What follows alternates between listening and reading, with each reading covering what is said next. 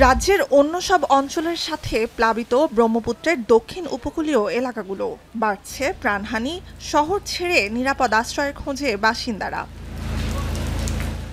ভারতের কেন্দ্রীয় পানি কমিশনের তথ্য, আসামের প্রাদেশিক রাজধানী গুয়াহাটিতে ব্রহ্মপুত্রে পানির উচ্চতা নিম্নমুখী হলেও বিপদসীমার ওপর দিয়ে পানি প্রবাহিত হচ্ছে কমপক্ষে 4টি পয়েন্টে। ধানসিঁড়ি সহ 6টি শাখা নদী আর বরাক ও বরাকের শাখা নদীতেও পানি বিপদসীমার ওপরে। রাজ্যের উঁচু এলাকাগুলোতে বন্যার পানি বাড়তে থাকায় তীব্র জলাবদ্ধতা চলছে নিম্নাঞ্চলে।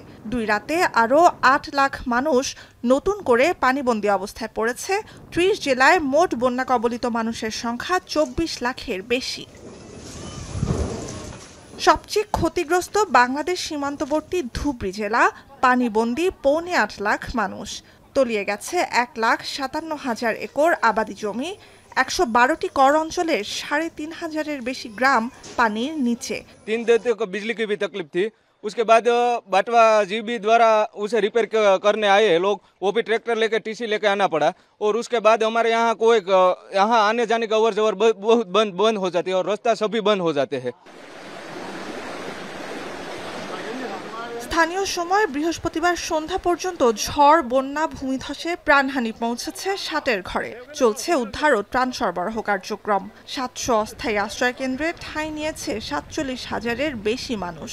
পানিবন্দী 7.25 লাখ মানুষের মধ্যে বিতরণ করা হয়েছে ত্রাণ সামগ্রী, জানিয়েছে রাজ্য দুর্যোগ ব্যবস্থাপনা কর্তৃপক্ষ।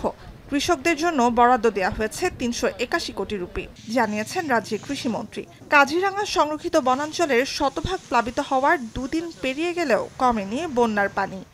2-3-4 दिन से पहले से यहाँ पे पानी हो रहा था। कल यहाँ पे जो गेट है टूट गया था, टूटने की वजह से 25 या 26 गांव तक बहुत मुश्किल में पड़ गया। मतलब घर का लोगों को, स्टूडेंट का पढ़ाई का बहुत कुछ प्रॉब्लम हो गया। घर का अंदर पानी भी घुस गया है कि सारे लोग अभी रहने का भी जगह नहीं, खाना तो दूर की बात। रिलीफ का बात कर रहा था, वो तो अभी तक आया नहीं।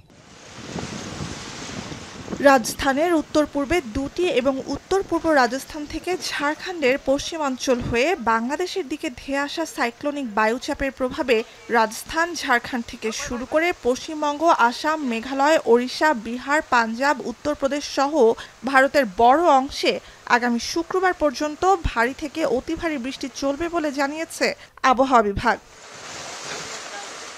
গেল জুন মাসে স্বাভাবিকের তুলনায় 11% কম বৃষ্টি হয়েছে ভারতে। তবে চলতি মাসে বেশি বৃষ্টিপাতের আভাস ছিল আগেই। এ সময় গুরুতর বন্যার ধকল সামলেছে রাজধানী দিল্লি, মণিপুর ও গুজরাটের বিভিন্ন অঞ্চল। নুসরাত কামাল, এখন বিশ্ব। 250-টিরও বেশি ডিজাইন অপশন নিয়ে ওয়ালটন স্মার্ট ফ্রিজ, বোঝে আপনার প্রয়োজন।